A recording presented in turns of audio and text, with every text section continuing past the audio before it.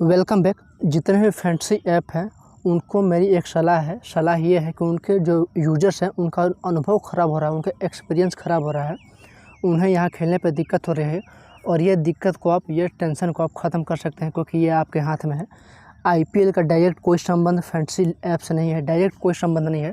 हालांकि हर एक fantasy app पे आईपीएल को कवर किया जाता है प्राइस के साथ, लेकिन इसका डायरेक्ट कोई संबंध नहीं है आईपीएल से। तो आप यहाँ पे कुछ भी चेंज कर सकते हैं, तो इस कोई बड़ी बात नहीं है। तो आपको ये चेंज करना भी चाहिए, और ये चेंज है सब्स्टिट्यूट प्लेयर को लेकर के।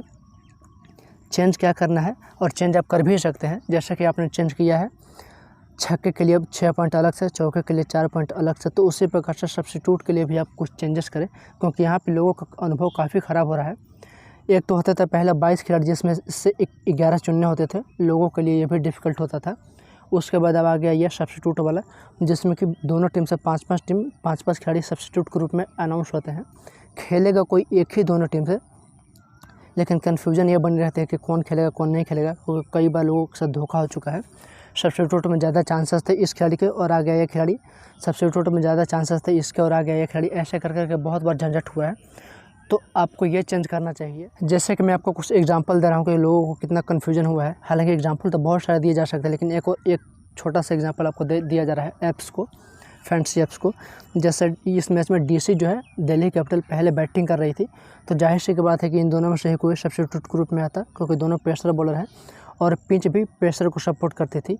वहाँ पर डेवन फरेरो को लाने का कोई मतलब नहीं बनता था, जब भी आता तो इन्हीं दोनों में से आता, लेकिन इन दोनों में से कोई नहीं आया। ऐसे कर करके बहुत कन्फ्यूजन है। किसी मैच में करुण नायर का कोई उम्मीद नहीं था कि ये आएगा, लेकिन उस मैच में करुण नायर ने सब्स्टिट्यूट को गेम में प्ले किया। तो ऐसे बहुत सारा झंझट है जो लोगों के सामने आ रहा है, उनका अनुभव ख़राब हो रहा है। तो आपको ये चेंज करना चाहिए कि सबसे पहले तो सब्स्टिट्यूट आपको डिसाइड करना चाहिए कि हाँ, अगर ये सब्स्टिट्यूट क्रिकेट खेलने आएगा, यानी कि सब इम्पैक्ट प्लेयर के रूप में ये सब्स्टिट्यूट आएगा, इस नाम वाला खिलाड़ी जिसके चांसेस ज़्यादा हैं। और चांसेस ज़्यादा हो या ना हो उसका मतलब नहीं है, मतलब ये है कि हाँ, ये सब्स्टिट्यूट अगर आएगा तो केवल इसके पॉइंट ऐड होंगे, और बाकी इसके जगह पे किसी भी सब्स्टिट्यूट को अगर यूज़ करेगी कोई सिंगल टीम, तो उसका कोई पॉइंट नहीं दिया जाएगा। वहीं दूसरी टीम से आपको ये अनाउंस करना चाहिए कि हाँ, अगर ये सब्स्टिट्यूट के रूप में आता है तो इसके पॉइंट जुटेंगे, इसके पॉइंट मिलेंगे। इसके अलावा अगर कोई भी प्लेयर आता है तो उसके सब्स्टिट्यूट में पॉइंट नहीं दिया जाएंगे। तो इससे यूज़र के लिए थोड़ा राहत होगी, थोड़ा आसान होगा। थोड़ा आसान कहने का मतलब कि झंझट पूरी तरह से ख़त्म हो जाएगा। पहले ये होता था कि 22 खिलाड़ी में से 11 चुनने होते थे, लेकिन अब यूज़र मान करके चलेंगे कि 24 में से 11 चुनने हैं, ड्रीम 11 चुनने हैं, या फिर कोई भी 11 चुनने हैं माई 11 सर्किल पे या फिर किसी भी ऐप पे। 22 नहीं, अब 24 में से 11 चुनने हैं। तो ये 24 आपको फिक्स कर देना चाहिए। हालाँकि 22 तो टॉस के बाद फिक्स हो जाते हैं, और उसके बाद आपको सब्स्टिट्यूट के रूप में 2 प्लेयर को फिक्स कर देना चाहिए कि हाँ, अगर ये आएंगे तो इन्हीं का पॉइंट मिलेगा, इसकी जगह पे अगर ये आ जाएगा तो इसका पॉइंट नहीं मिलेगा। वहीं दूसरी ओर अगर दूसरी टीम की बात करें तो अगर ये आएगा तो इसका पॉइंट मिलेगा, उसकी जगह पे ये आ जाएगा तो इसके पॉइंट नहीं मिलेंगे। तो ऐसे सब कुछ क्लियर हो जाएगा। जो भी डाउट है सब्स्टिट्यूट को लेकर के, ले कि नहीं ले, किसे ले, और जिसे ले वो आएगा कि नहीं आएगा, ये सारा डाउट क्लियर हो जाएगा। और उनका अनुभव भी आपके ऐप पर अच्छा होगा, हर एक ऐप पर अच्छा होगा। तो आपको ये चेंज करना चाहिए। हालांकि काफ़ी हद तक अनुमान लगाना ये थोड़ा आसान हो जाता है कि इसी टाइप के प्लेयर आएंगे, शेफन, रदरफोर्ड, रोहित शर्मा, इस टाइप के सब्स्टिट्यूट में अगर हैं तो आने के चांसेस इन्हीं के ज़्यादा हैं। लेकिन 20% फिर भी कन्फ्यूजन होता है, और यही 20% लोगों को 100% टेंशन देते हैं, टेंशन में डाल देते हैं, कन्फ्यूजन में डाल देते हैं। तो आपको मार्क कर देना चाहिए कि हाँ, अगर ये खिलाड़ी आएगा इम्पैक्ट प्लेयर के रूप में तो केवल इसी का पॉइंट दिया जाएगा।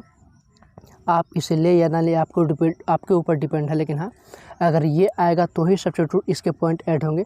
अगर इसकी जगह पे कोई भी आता है जीटी की टीम से तो उसे कोई पॉइंट नहीं दिए जाएंगे। वहीं दूसरी ओर डीसी की बात करें तो अगर डीसी के तौर पे अगर ये खिलाड़ी आएगा तो इसी को केवल पॉइंट दिए जाएंगे। इसके अलावा डीसी का कोई भी प्लेयर आ जाए तो उसे कोई पॉइंट नहीं मिलेंगे सब्स्टिट्यूट के रूप में। तो आपको ये क्लियर करना चाहिए, और ये आपके हाथ में है, क्योंकि आईपीएल के नियम का डायरेक्ट संबंध ये किसी भी फैंटेसी ऐप से नहीं है। तो आप इसे चेंज करना चाहिए, और ये आप चेंज कर सकते हैं। अगर मैं इसे शॉर्ट में समझाऊं तो वो ऐसे होगा, जैसे कि 22 खिलाड़ी तो टॉस के बाद अनाउंस हो गए, उसके बाद 5 सब्स्टिट्यूट प्लेयर दोनों टीमों ने अनाउंस किया है। हालांकि आएगा कोई एक ही दोनों टीम से, यानी कि टोटल 2 खिलाड़ी आएंगे, लेकिन 10 खिलाड़ी यहाँ पे नाम देख करके लोगों को बहुत कन्फ्यूजन होती है।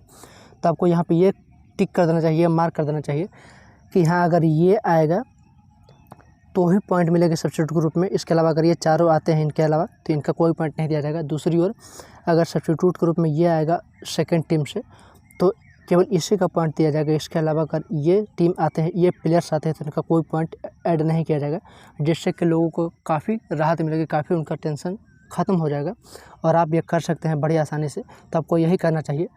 टॉस के बाद आपको मार्क कर देना चाहिए कि हाँ यही 2 सब्स्टिट्यूट प्लेयर आज के मैच में आएंगे तो इनको पॉइंट दिया जाएगा, अन्यथा किसी और को पॉइंट नहीं दिए जाएंगे।